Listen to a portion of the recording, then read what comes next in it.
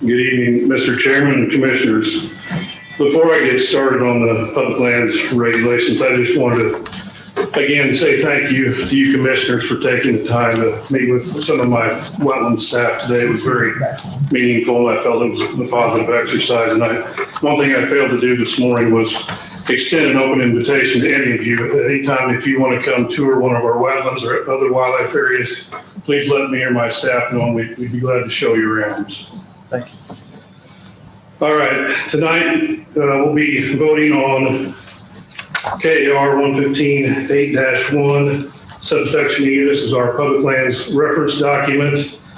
And I'm not going to get into detail as to all the original revisions of that, but kind of highlight some of the big ones. That would include the changes at Cheyenne Bottoms under motorized boats. For Pool 3A, motorized boats would not be allowed, plus in 4A, I can find my notes now, excuse me. 4A after 1 p.m., no motorized boats, as well as no motorized boats in the First and Valley wetlands, and adding more state fishing lakes to the no wake policy, as well as Cheyenne Bottoms. So that's just to hit the highlights. So I would ask you, Commission, to act on moving KAR 115-8-1 subsection E forward. Okay, now what we want to do to accomplish what we've been discussing, we need to approve this. We need to bring this forward, have a vote. We need to bring it forward, have a second, and then we need to vote on a possible amendment, because the amendment is what contains the items that we really want to have in there. The amendment is in your briefing book, and it's the one that gives some of the access and some of the things we've been talking about. So I'd like a motion that we approve 115-8.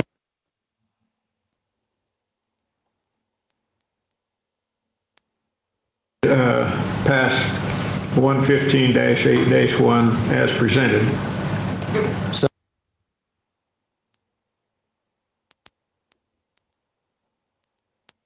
Move that we include possible amendment in your briefing book.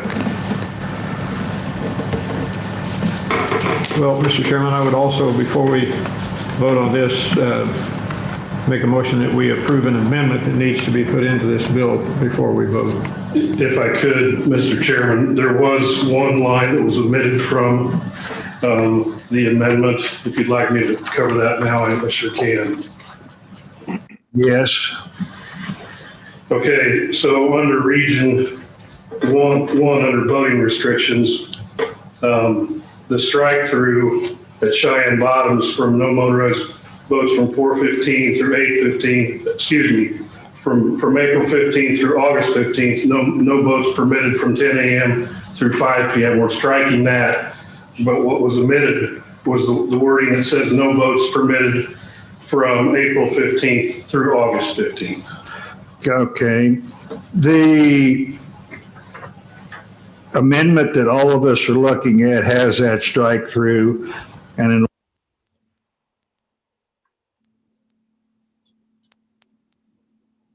all, we have a motion. Do we have a second?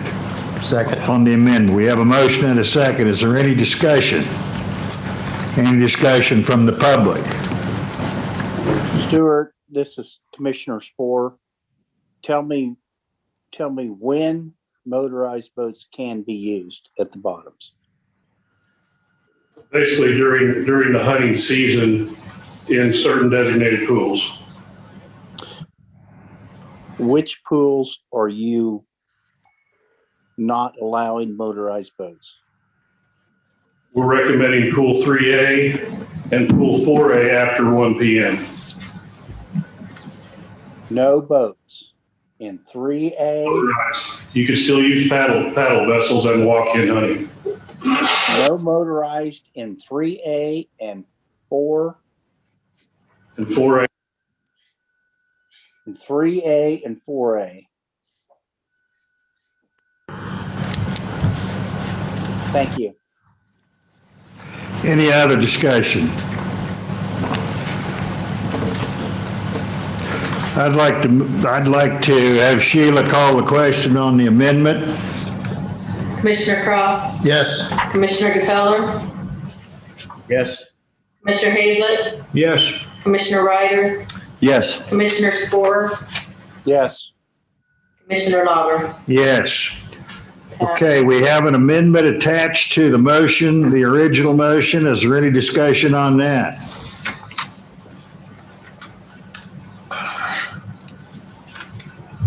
Well, I'd like to have Sheila call on the original motion. Commissioner Cross, Yes.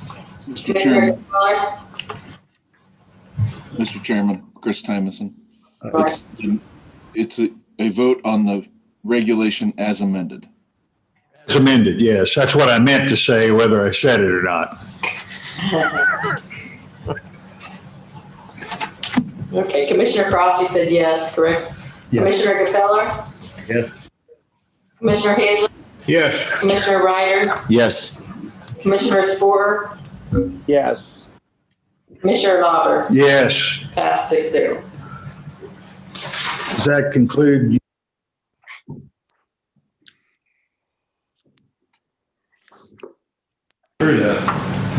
Okay. Kent?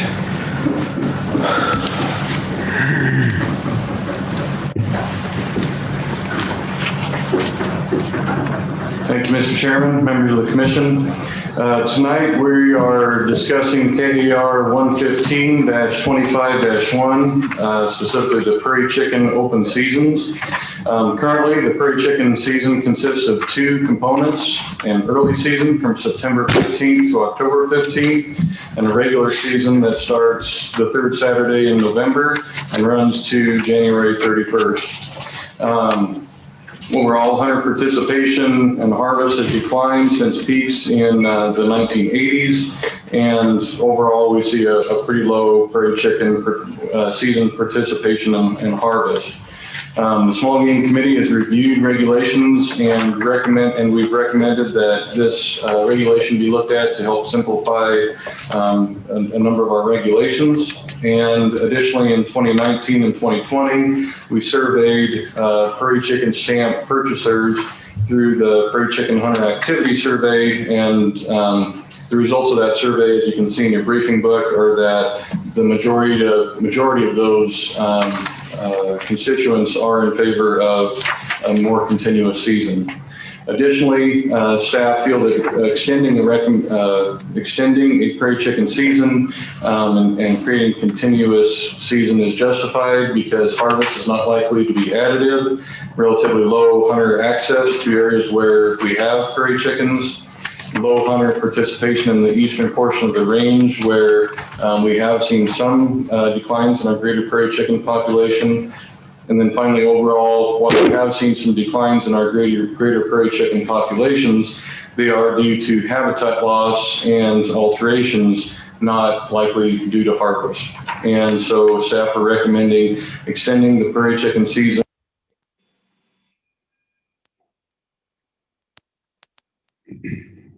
With that, I'd be happy to stand for any questions. Are there any questions for Kent? Then we have to approve KAR 115-25-1 as presented. Can I have a motion? I move to move forward on this. I'll second that. It's been moved and seconded. Is there any discussion?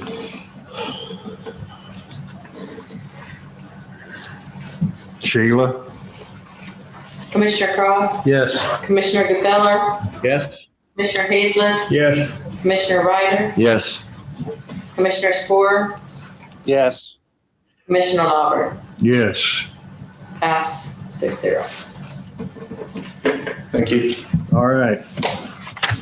Jeff?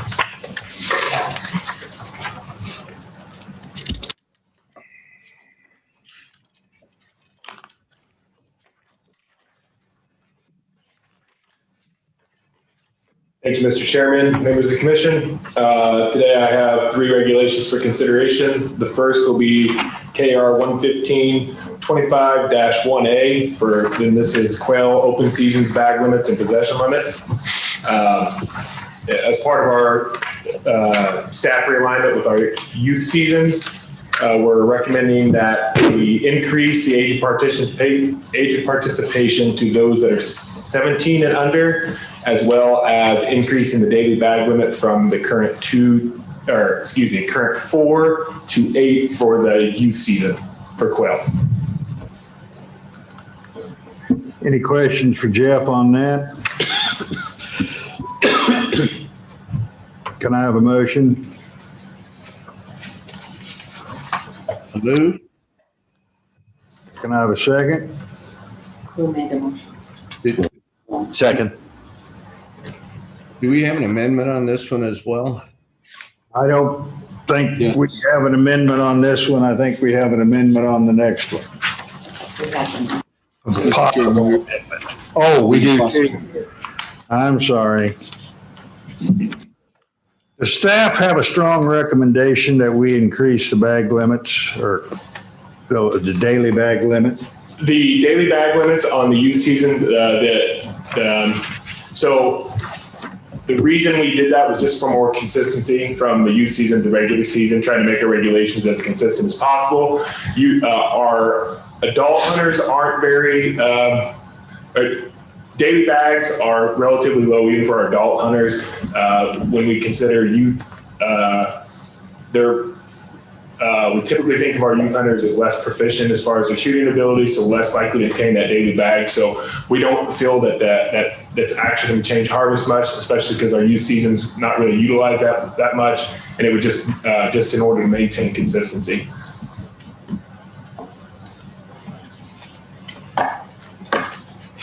Does anybody else on the commission have an opinion about that? This is Commissioner Sporer. Jeff, you're basically taking the youth season to the same limits as the regular season. Is that correct? That is the recommendation. Yep. I agree 100% that you just less complication. If they can get 4 pheasants and 8 quail, so be.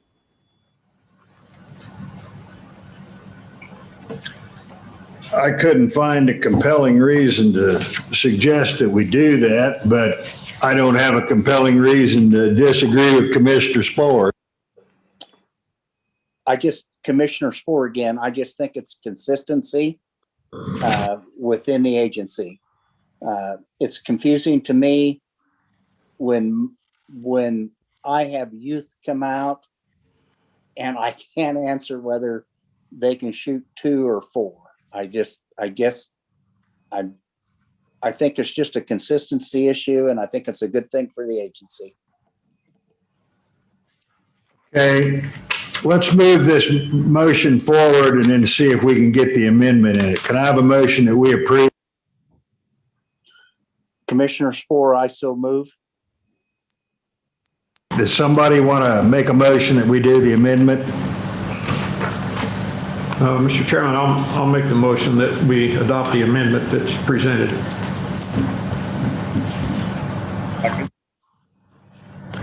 All right, it's been moved and seconded. My first reaction was kind of negative on that, but I guess I'm easily convinced. I think that Jeff's point of view is there's not going to be many people being that proficient anyway, so Commissioner Sporer sells me and I will change my mind. Any discussion on the amendment? Sheila? Commissioner Cross? Yes. Commissioner Gfeller? Yes. Commissioner Hazlett? Yes. Commissioner Ryder? Yes. Commissioner Sporer? Yes. Commissioner Lauber? Yes. Pass 6-0. Now we need to vote on the amendment, on the motion as amended. Any discussion? Sheila? Commissioner Cross? Yes. Commissioner Gfeller? Yes. Commissioner Hazlett? Yes. Commissioner Ryder? Yes. Commissioner Sporer? Yes. Commissioner Lauber, Yes. pass 6-0. You doing pheasants next, Jeff? Yes, the next regulation I have for recommendation is KR 11525-1B. And this is, will be the same recommendations essentially as we did for youth quail. So it's increasing the age of participation to 17 and under and increasing the bag limit from 2 to 4. Can I have a motion that we approve KAR 11525-1B? Move to approve. Second? Okay, it's been moved and seconded. Does somebody want to amend the motion with the possible amendment that's in your briefing book, raising the limit, a daily bag limit from 2 to 4 pheasants? I would make the motion to amend it, to add the amendment as presented. Can I have a second? Second? Any additional discussion Okay, so we're going from 4 to 8. on quail, from 2 to 4 on pheasants? Okay, I see. Yep. I was looking at possession limit. It's throwing me out there for a second. Okay.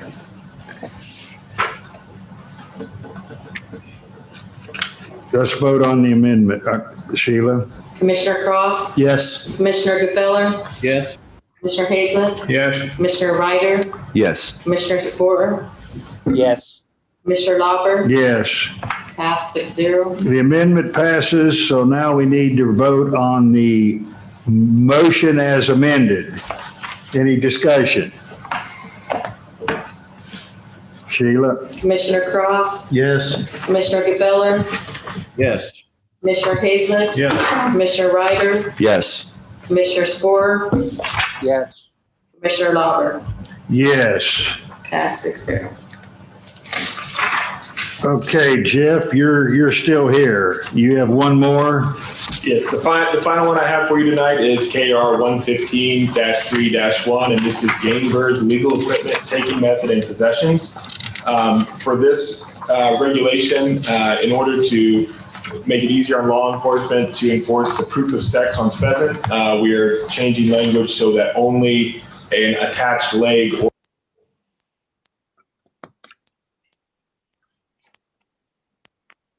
which would include the wing or head, will be counted as proof of sex. Any discussion on this one? Can I have a motion? I so move. Second. Been moved and seconded. Any discussion? Sheila? Is there a motion, or there's no amendment on this one? No. Okay. Commissioner Cross, Yes. Commissioner Gfeller, Yes. Commissioner Hazelton, Yes. Commissioner Ryder, Yes. Commissioner Spore, Yes. Commissioner Lauber, Yes. pass 6-0. Okay. Thank you. Levi?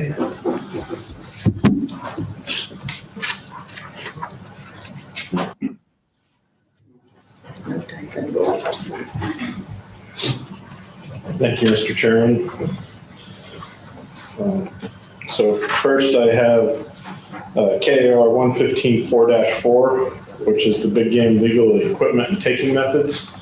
The change here is to modify from a hat to include a hat or other garment upon the head as proof or as for wearing for orange. Still requires the same amount of orange at 50%, be equal to be seen on all sides, just to allow folks some diversity in how they can follow that regulation if they can't necessarily wear a hat. And that is the change to 115-4-4. Okay, now, is this,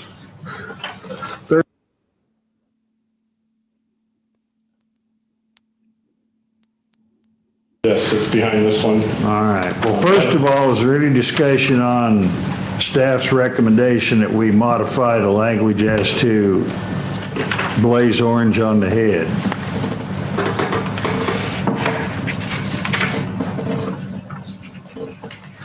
Well, I'm going to encourage an amendment, but to start with, we need to bring this motion forward. So I would like a motion that we approve this.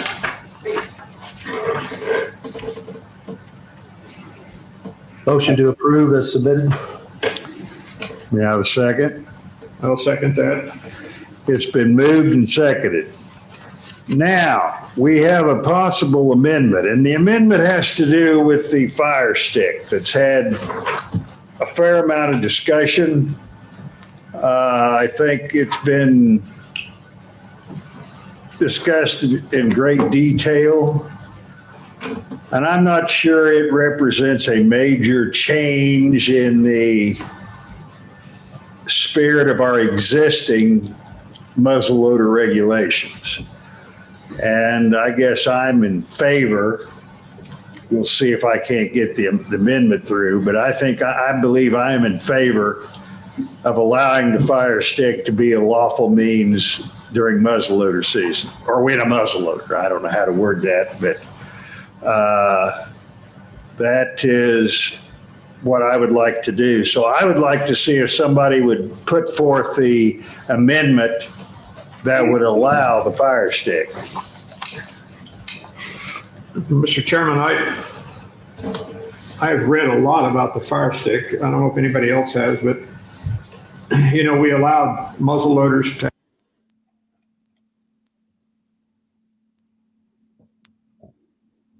It's a safety issue as far as I'm concerned, and I think that's enough of a justification that I would make the motion to amend the fire stick into this bill. Could I have a second?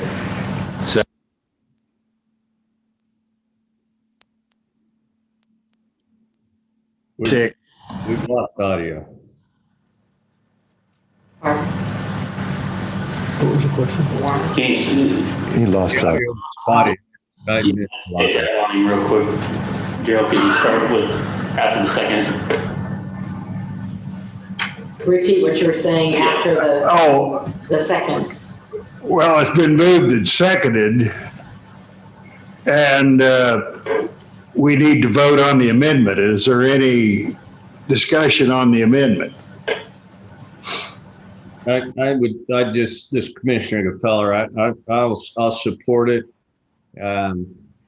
Reluctantly, in the sense that I think we're so far removed already from what muzzleloader was originally designed to be that this is just one more step, and I don't know that there's any reason to punish the fire stick for where we find ourselves today. So I'll support it, but I'll encourage a rethinking of the whole special season for muzzleloaders as these things get closer to a single shot center fire rifle. Okay. Any other discussion? This is Commissioner's 4. I agree 100% with Commissioner Gefeller. I'll support it, but I still think at some point maybe, I guess I agree with Commissioner Gefeller.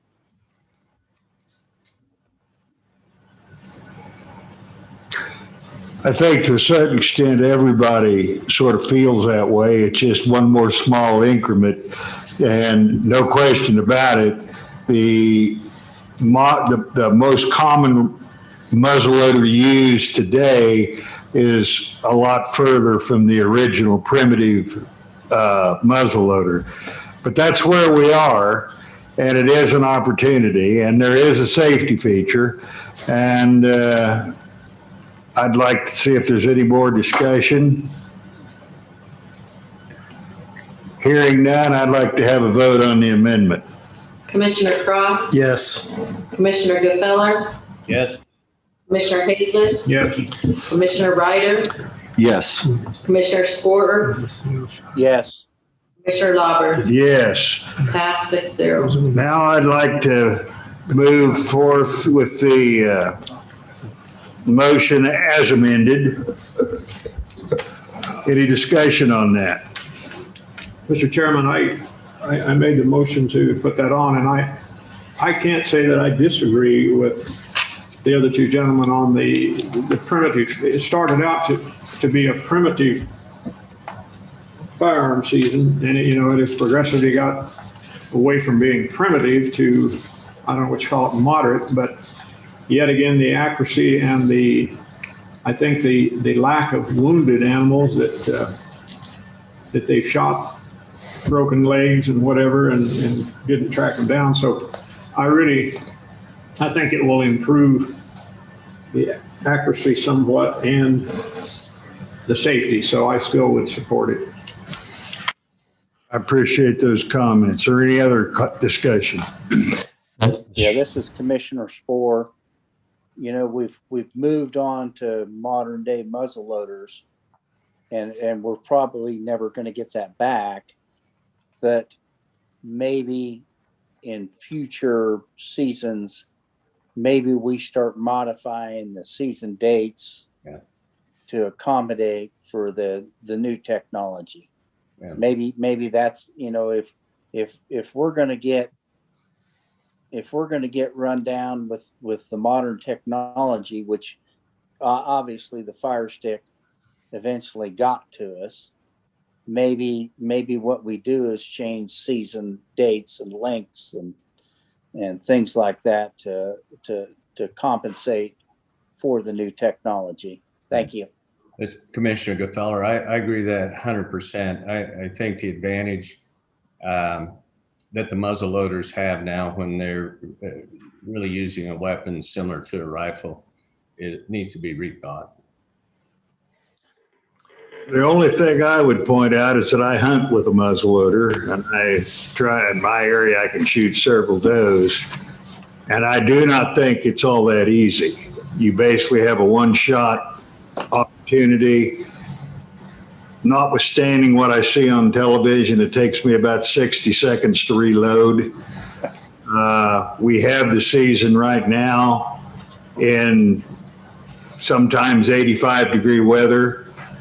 And I understand, but I was a happy guy when I could use scopes because I couldn't see good enough to use open sights anymore. So I get it, and it is further away, and it's not going to be the last technological advancement, but I still think muzzleloader season is a more complicated, primitive hunt than what it was, and the older you get, the fairer the chase becomes.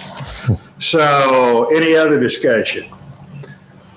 Yes, Secretary. Mr. Chair, what I would offer, given the thoughtful comments and consternation of a number of the commissioners, I would offer that we would have a future discussion, because I guarantee you that this conversation has been had hours upon hours with our staff, asking the same questions, trying to ponder the fairness and how far has muzzleloader gone from the original intent, and is it still fair, and are the seasons appropriate, and all the kind of things you've brought up. So given the fact that our folks have discussed that, we will bring that forward at a future meeting for discussion to just, allow you to engage and get the benefit of their considerable thoughts on this. So we'll do that in the future.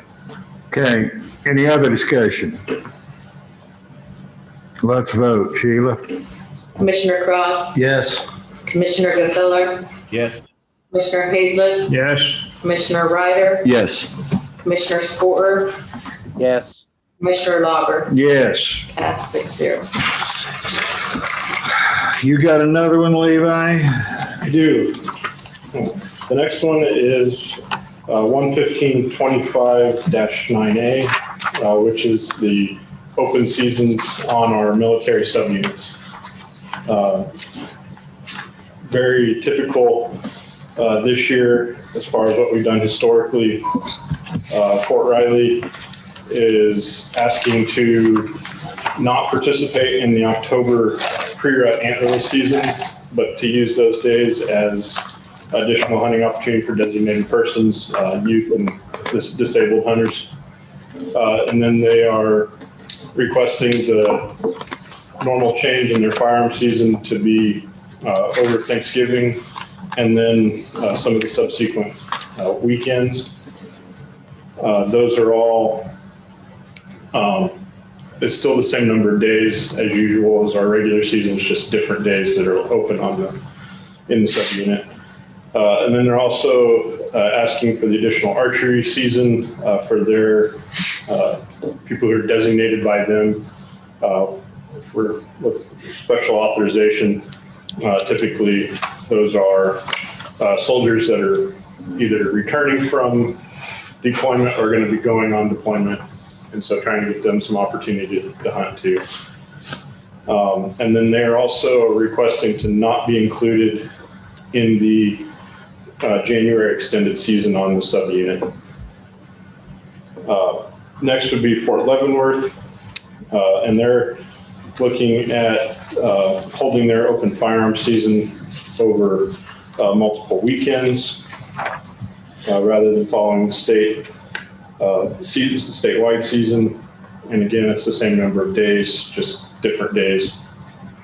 And then they are requesting to be included in the extended firearm season in January from the 1st through the 23rd. And also to participate in the extended archery season, which would be from the 24th through the 23rd. Next would be the Smoky Hill subunit. They'll be following statewide seasons, but they would like to include 4 additional antlerless white-tailed deer in their subunit, which basically brings them in line with the unit that they're currently the main unit. And then there was a possible amendment following just to clean up some of the language in the prior, where we said it was listed as Unit 4A when it should be Subunit 4A for Smoky Hill. Okay. And you want the amendment, of course. Yeah. You're recommending, okay. Can I have a motion?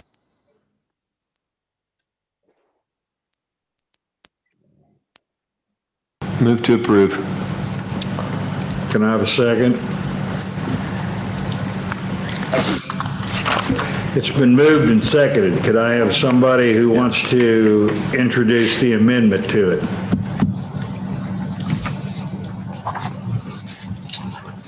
I move to approve the amendment as presented. Second. It's been moved and seconded that we bring the amendment into the original motion. Any discussion? Sheila? Commissioner Cross? Yes. Commissioner Gfeller? Yes. Commissioner Hazlett? Yes. Commissioner Ryder? Yes. Commissioner Sporter? Yes. Commissioner Lauber? Yes. Pass 6-0. Okay. That was the amendment. Any discussion on the motion as amended? Sheila? Commissioner Cross? Yes. Commissioner Gfeller? Yes. Commissioner Hazlett? Yes. Commissioner Ryder? Yes. Commissioner Sporter? Yes. Commissioner Lauber? Yes. Pass 6-0. Is that all you have, Levi? That is all I have, sir. Thank you. Okay. That's the end of the agenda. Do we need to set some future meeting dates and locations, or are we far enough along? Hey, Mr. Chair, could I make a brief presentation? Yes, you may.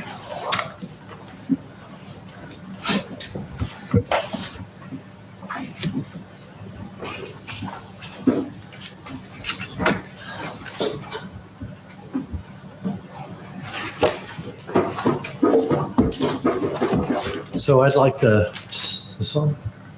So work? It's work, good. So I'd like to make a presentation based on exceptional leadership, but I need somebody to come forward, and that would be you, Mr. Chair. I know you like surprises. It is a surprise.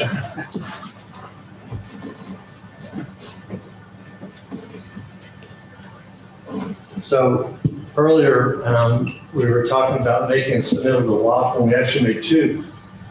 And the submittal we made was for a specific award based on leadership on the part of the commission. And all the submittals, we won. And we won because we focused on your leadership. Chairman Walker's been on the commission since 2005. He's been the chair since 2011. He's led us through a lot of issues over those years, and you all know about those. The award was focused on the last 5 years, and just in the last 5 years, when Chris Tyson was submitting these, he pointed out challenges with guides on public lands, which is a big issue we get with on increased opportunities for people with mobility issues on our lands, with sand hill crane hunting units, with the walleye initiative, which we heard a lot about tonight. That was a challenge at the beginning, just several years ago, that's bearing fruit now. Just another example. The wild turkey population conversations that we had over a number of years that Commissioner Lauber led us through. And then one of the later ones is the nighttime coyote hunting changes. So those and a lot of other issues that have been contentious, have been challenging, have required great leadership to get us to it. So the 2021 WAFA Leadership Award for Commissioners goes to you. So congratulations.